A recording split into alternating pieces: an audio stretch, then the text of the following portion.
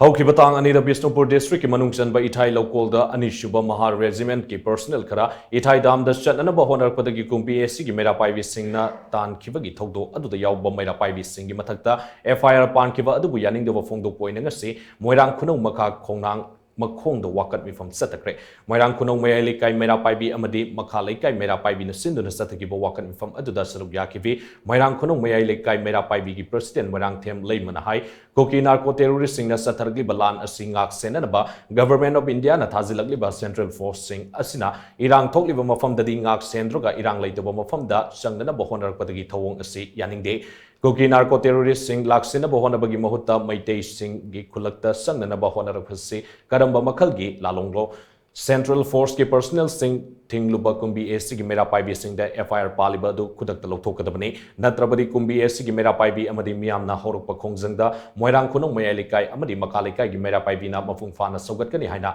mahangna makatan phongdokki